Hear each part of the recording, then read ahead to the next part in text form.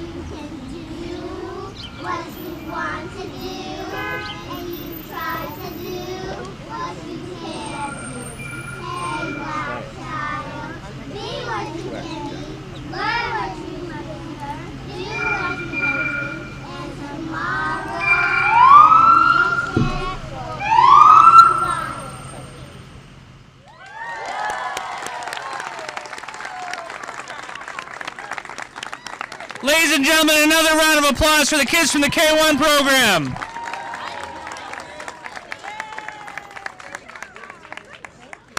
Thank you so much for joining us here today in beautiful Mission Hill. My name's Chris Cook. I'm the Chief of Environment, Energy, and Open Space for the city. And if you like Community Preservation Act, make some noise. We are absolutely thrilled that the House budget includes an increase for the CPA match, bringing more funds to Boston and CPA communities across the state for affordable housing. Affordable housing, make some noise. Historic preservation and parks and open space. And a huge thank you to Ways and Means Chair Michaelwitz and Speaker DeLeo for the recognition of CPA and the impact it's making in the Commonwealth, especially Boston. We are very excited to be here today celebrating Sociedad Latina, a recent CPA awardee. Sociedad will be able to continue its wonderful work with young people. 5,000, give yourselves a round of applause. 5,000 kids made better by Sociedad Latina, because CPA funds will help them restore their historic building bought last year and guaranteeing them a permanent home here in Mission Hill. We're going to hear right from Sociedad Latina right off the bat. Please give a nice warm welcome for Shaina Monge Cueto, Sociedad Latina alumni speaker, who's going to welcome us to Mission Hill. Thank you. Oh, I'm just going to take this off. Thank you. On behalf of all Sociedad Latina youth and families, I would like to thank Mayor Walsh and the Community Preservation Committee for the generous award in support of the renovation of 1530 Tremont Street. Sociedad Latina will always be my second home. I grew up in Mission Hill, and everyone in my family has been involved in Sociedad Latina one way or another. And I think I have a few family members here somewhere. Over the years, I've been part of many programs at Sociedad Latina. I was part of the music program, had several internships in the Longwood medical area, completed a service works year, was a program assistant, and later became a program coordinator. Sociedad Latina has always been there for me for guidance and support, whether it's figuring out my next move or helping my family through a difficult time. I remember when Sociedad Latina started working to find a permanent home for the organization several years ago, when the Mission Hill Neighborhood Housing Services was planning the redevelopment of Parcel 25. Even though in the end, the space was used for another important community resources, SL, Sociedad Latina, knew that they needed somewhere that was designed for their programs. It wouldn't be affected by the changes in the neighborhood. So I'm very proud that we now own this building. Okay.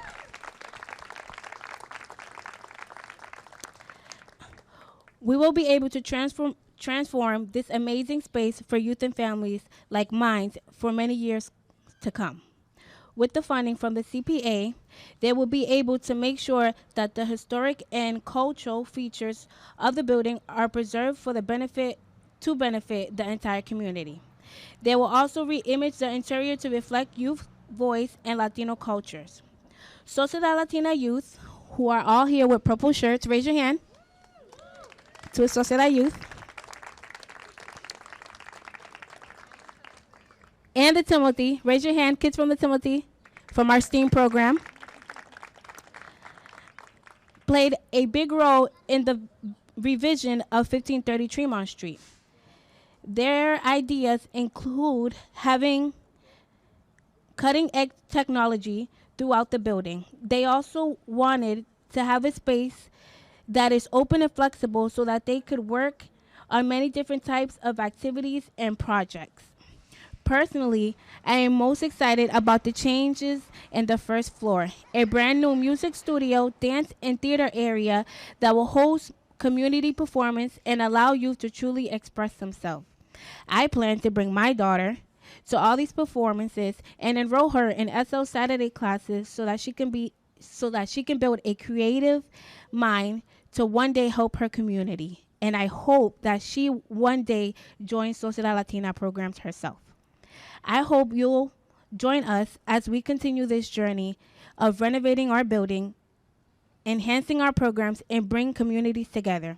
Thank you again to our mayor, Mr. Walsh, for being here today and for supporting Sociedad Latina and Boston Latino communities.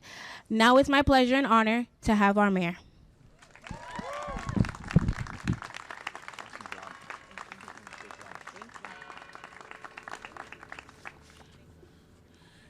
Thank you very much, Naya. Thank you for a great speech. Thank you for what you do every day. I want to thank all the youth here from Mission Hill and from the Latino community and from Mission Grammar School, from the Timothy, from Sociedad Latina, any other schools that I missed. I want to thank you for being here because it is all about you guys. I want to thank my friend Alex, who is the director, who is somebody, when I walked in the building a couple years ago, Alex had a vision, and she said to me that my vision, my goal, my hope is that someday I'll own the building and that we'll renovate the building. And 2 years later, she owns the building, and she's in the process of renovating the building, so I want to congratulate you on that. And then with all of that going on, she's also vice chair of the school committee, and she's been really busy, so I want to thank you as well for that. I want to thank the elected officials that are here. We have, from the Boston City Council, we're in his district, City Councilor Josh Zakem. Thank you, Councilor Zakem. We have the President of the Boston City Council, Andrea Campbell. We have the Mayor of Easthampton, Nicole LaChapelle. We have, before I was the mayor, I was a state rep, but I was also the head of the building trades, and when I left, there was a young man that took over after me, and he's doing an amazing job. His heart is as big as the city of Boston, and that's Brian Doherty. I want to thank Christine Poff, the head of the CPA, director. I could go Sheila from the city team, Sheila Dillon, chief of housing, Joyce Lenihan, chief of policy, John Barros, chief of economic development, Tony Barros, chief of Jamaica Plain. I want to thank you for that. I want to thank all the advocates for the historic preservation, affordable housing, and open space, and everyone who's working to make our neighborhood stronger. If I didn't introduce you, I love you, and we'll get to you at some point today. I just had a chance again to visit the tour around the building and see what the vision in that building is. And after the renovation, it's a game changer. Sociedad Latina has done incredible work with the space they have. And the space wasn't designed for young people. The space was designed for offices. The space was laid out probably for a house at one point back in the day. And after the renovation is done, it's going to be incredible to see that space actually be able to utilize every single inch of it for our young people. The organization, as you heard earlier, serves thousands of young people. It has for over 50 years. So it has longevity there to prove of an industry to move forward. This kind of organization is the kind that we need in all our communities. It's the kind that makes our neighborhoods and our cities stronger. I want to congratulate Alex and the board for buying this building, investing your love and your energy, your sweat, and I'm sure some tears in this building. This building has and will continue to change lives. It's also a beautiful piece of this neighborhood. It was built the same year as Fenway Park was, 1912, this building. And you think about this neighborhood and what's happened. I was telling stories before. There was a gentleman who was a state representative here. His name was Kevin Fitzgerald, and he was one of my mentors as a state representative. And you know, I know if he were here today, and he was in that building, so he was with us today. I know that he's a big smile on his face today because he was about diversity. He was about young people. He was about creating opportunities, and that's what this neighborhood here is all about. This investment is $850,000 to restore and improve the building. It's not the whole thing. They still got to raise more money, so we've got to work together. Investing in this building will free up plenty of space in this organization. But we're here today really to talk about an incredible program, an incredible opportunity that was presented by the voters in Boston in 2016 in the Community Preservation Act. The Community Preservation Act is about connecting the past, strengthening the present, and unlocking the future of communities. A lot of activists here today made this possible, that we passed this piece of, not legislation, but passed this on the ballot. In 2001, the CPA went to the ballot in Boston, and it lost 57 to 43%. In 2016, we did it differently. We formed a very different, not a very different, but a different type of coalition with many people. We talked about voters and opportunities, what's going to be provided to people across the city of Boston. And in 2016, the CPA, Community Preservation Act, was passed in Boston with 74% of the Boston residents saying that, yeah, we want to charge us more on taxation so we can build more things about housing, open space, and historic preservation. And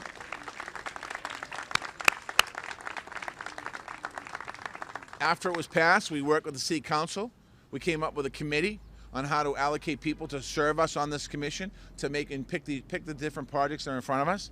And in Mission Hill alone, at the churches in Roxbury, a Jewish Cultural Center in Beacon Hill, Veteran Services in Charlestown, Innovation Center in Uplands Corner, the last investment was $11 million in 35 historic projects. And that was investments that wouldn't have happened if the CPA didn't pass. And we're committed to another 56 projects altogether, totaling $34 million by this fall. The last hurdle of that is passing it through the City Council, and they're here today, so I think we're okay with that. So I want to thank you for being here today. But these investments, the beauty about this investment, it's going to come every single year. And organizations like this one, that have an executive director like Alex, that have a dream and a mission like you do, have an opportunity to be able to access funds to be able to fulfill your dreams. And that's something that's really important. We're going to continue to work together. We worked together in the budget this year with the state on CPA matching funds. Back to when we created the CPA and when I was a legislator, the idea was a dollar for dollar match. And right now that dollar for dollar match doesn't happen because there's 170 cities and towns that are inside the CPA. But we're able to work with the House budget in this year, and they increased the match of CPA from 11% to 30%, and it was already passed. It passed unanimously in the House of Representatives. So I want to give a special thank you to Speaker Bob DeLeo and Aaron Mikowitz, who's a Boston State rep, that was able to get that money here. And it's important for us that we continue to fight that project. And the project that we talk about is not just happening here in Boston, it's happening in 170 different cities and towns across the Commonwealth of Massachusetts. And it's important for us to work together. And as mayors, we often work together on a whole host of issues. As city councilors, we work with our colleagues in other cities and towns. And it's my pleasure now to introduce to you a friend, a mayor from another part of the state, who came here today to talk about this issue and to talk about many other things that are important to her, Mayor LaChapelle.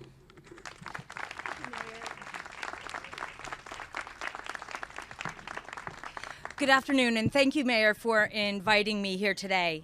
In Easthampton, the impact of CPA dollars are just as important as they are here in Boston. Affordable housing, rental units, home ownership incentive is pivotal to sustain local economic growth. That is true here in Mission Hill as much as it is in my city, Easthampton. Across the state, CPA funds have fueled the creation of over 15,000 affordable housing units. Since adopting CPA in 2001 in Easthampton, we have cultivated and sustained smart local growth with CPA affordable housing dollars. These dollars are well spent twice over.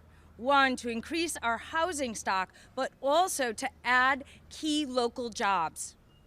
With the decreasing match, my city finds itself in the same place as many other cities across the Commonwealth, including Boston.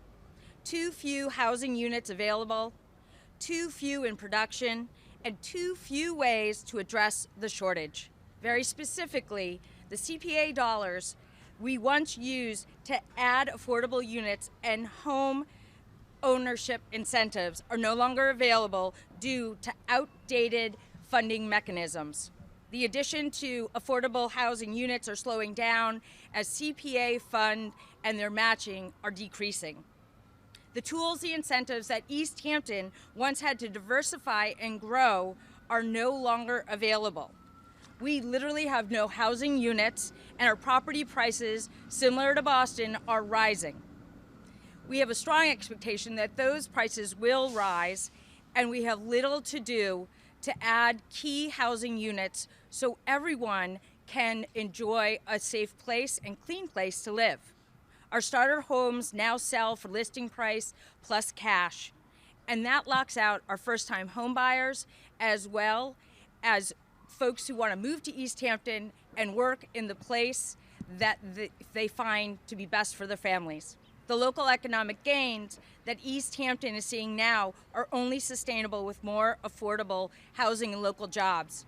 I refuse to accept the Department of Revenue's projection of 11% CPA match to local dollars needs to become fact.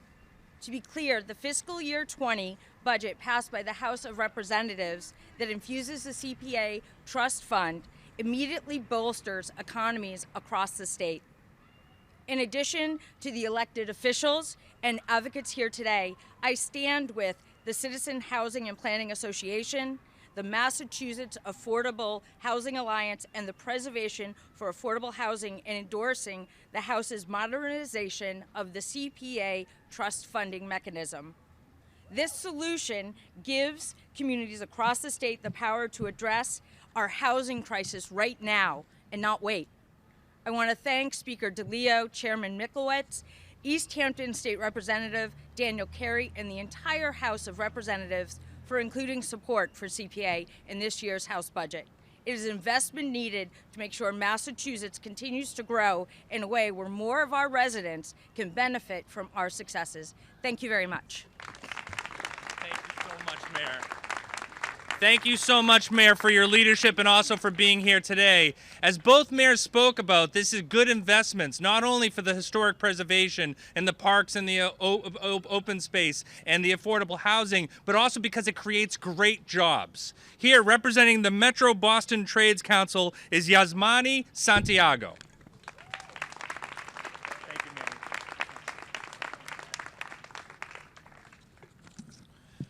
Good afternoon. I'm Yasmani Santiago. I'm a proud lifelong member of resident of Roxbury. I'm proud to be raising my family here in the city of Boston. I'm a proud member of the building trades in Boston. I graduated from Building Pathways 5 years ago, and that's when my career started. I received 5 years of free training while I worked in the field. All the while I've been making a good wage and benefits to support my family. I'm here today on behalf of thousands of my brothers and sisters who work in the construction every day to say thank you to our great mayor, Mayor Marty Walsh, and to work alongside him and all of you to increase the impact of the CPA. I'm here to tell you my story and what it means to me to invest in our community. When we build homes, parks, and community centers, we beautify and update our community. We also give people a place to live and a place to call home. We also help build the future. When we build, we create jobs and strengthen our community. My career has given my family a fighting chance to make it here. We can put food on the table, we take our kids to see doctors when they're sick, and some good things in life. We just took our first vacation. It was amazing.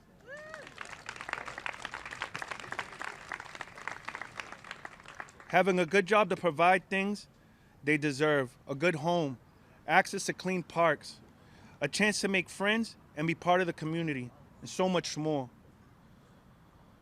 I'm doing whatever I never thought I would be able to do growing up. I'm saving money to buy a house. That's investing in each other. That's what it can do. The Community Preservation Act. The benefits of the Community Preservation Act will go further than an investment in our parks and housing. It's an investment in our community and every person who lives in it. That's why it's important to work to make sure that it's the best Community Preservation Act possible. I'm proud to live in a city where we care about each other, where we act collectively and give every person a chance to live fair, healthy, and sustainable lives. The Community Preservation Act isn't just a good idea, it's a great idea. It's good for all of us, our neighbors, teammates, and co-workers.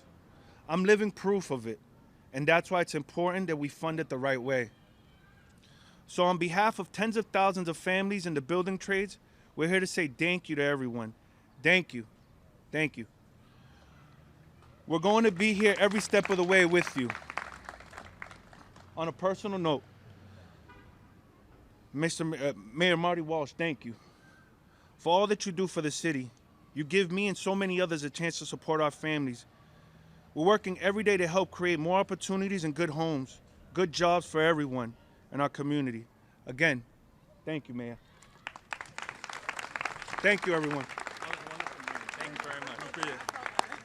Thank you so much, Manny. As Manny reminds us, there are people behind the Community Preservation Act, and that's what we're doing. When we expand this funding, we're protecting people. We're not just protecting buildings, we're protecting the stories in those buildings. We're protecting the culture, the identity of our population. And it's important to tell those stories, not only tell those stories verbally at the stage, but also through song and through arts and activities. Here, reminding you of the other important work that Sociedad Latina does is Raquel Navarro, who's going to treat us to a song. Well, good evening, everyone. I hope you guys are doing well. Considering it is cold, I'm sorry. Please bear with each other. If anything, get closer to each other. The more the merrier. I will be performing an a cappella piece. Se llama Contigo en la Distancia. For all my Spanish speakers, ya tú sabes. Si no, lo siento. I hope you guys enjoy. Feel free to close your eyes, breathe with me, and just let my voice take you somewhere else. No existe un momento del día en que pueda apartarte de mí. El mundo parece distinto cuando no estás junto a mí.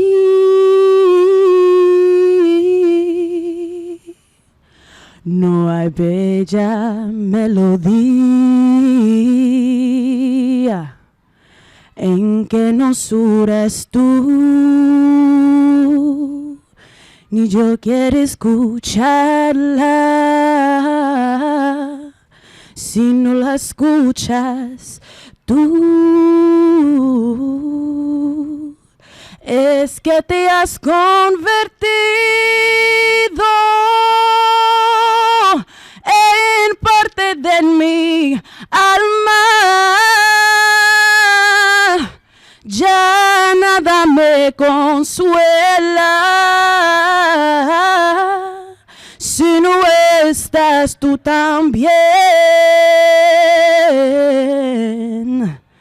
Más allá de tus labios, del sol y las estrellas, contigo la distancia, amado mío, estoy. Thank you.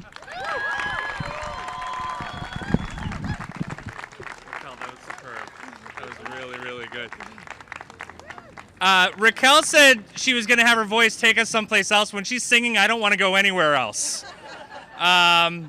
That's what you do when the state invests in Community Preservation Act. It invests in protecting voices like that. This is the work of Sociedad Latina, and they need spaces to continue this work. Here representing Sociedad Latina is their amazing executive director, Alex Oliver-Davila.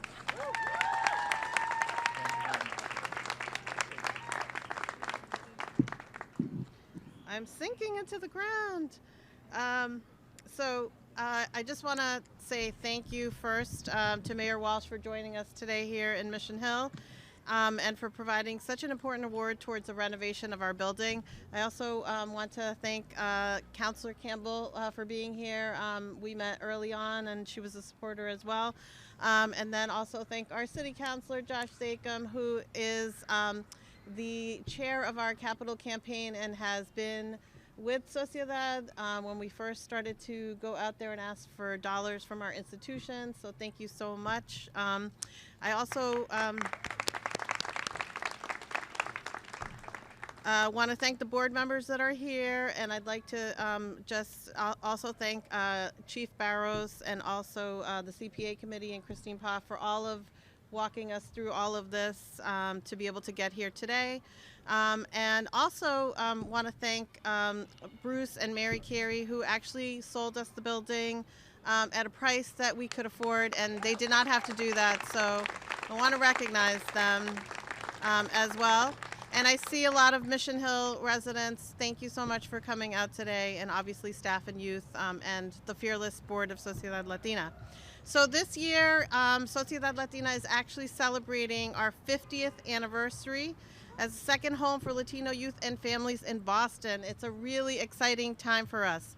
We actually started out in 1968 in South Boston, interesting time and place, as a gathering and community space for the newly arrived Puerto Ricans, and we have since expanded and obviously work with the entire Latino community. But for the last 35 plus years, we have actually been here in Mission Hill, and we are so proud to have such deep roots in this neighborhood. This is our home. This is where our heart is.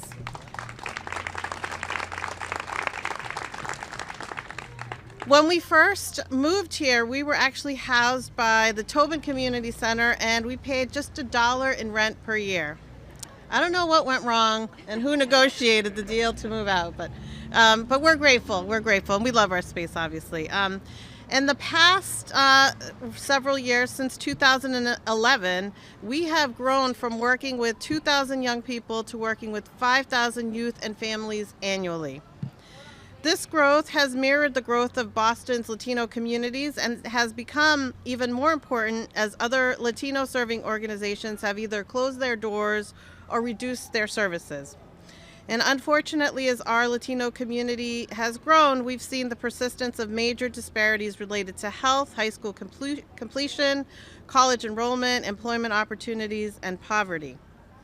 Sociedad Latina has been honored to remain a steadfast resource for Boston's Latino communities over the last 5 decades, and we are proud of the resilience and hope our youth and families have shown and continue to show as different challenges have emerged.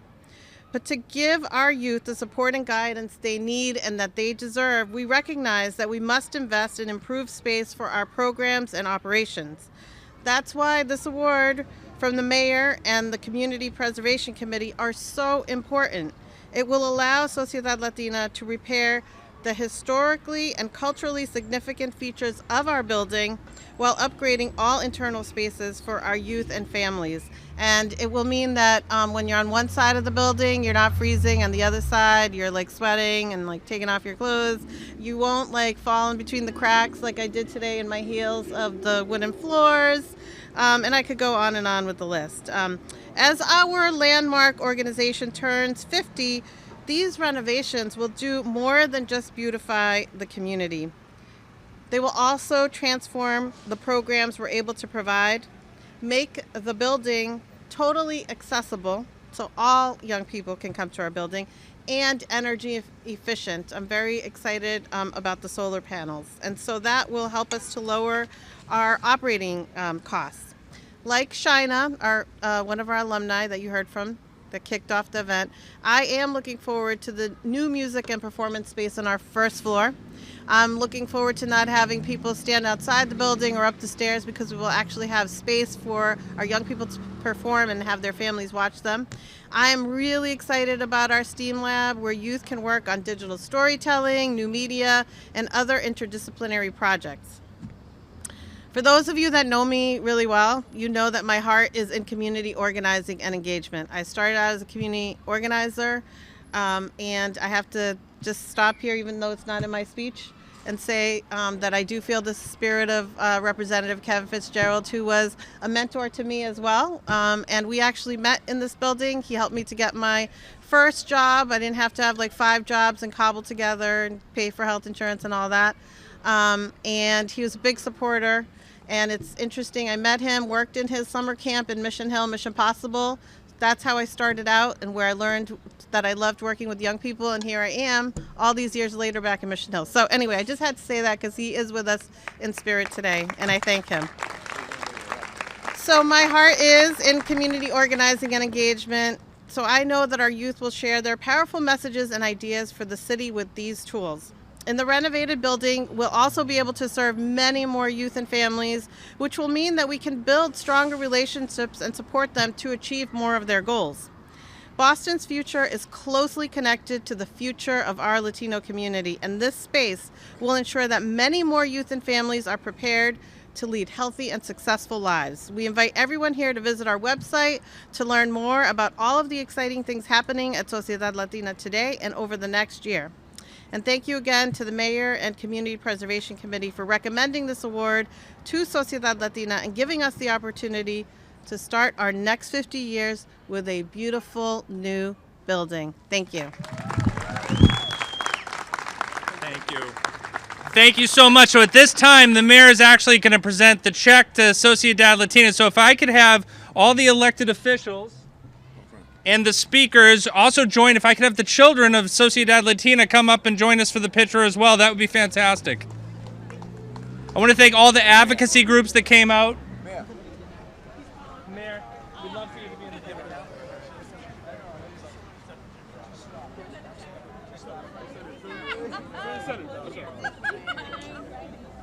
Yeah, no, fill right in. Fill right in. Trying to fill the back. Tall in the back. You're all tall. Oh. You guys get up front. All right, in the count of 3, everyone say CPA. 1, 2, 3. CPA.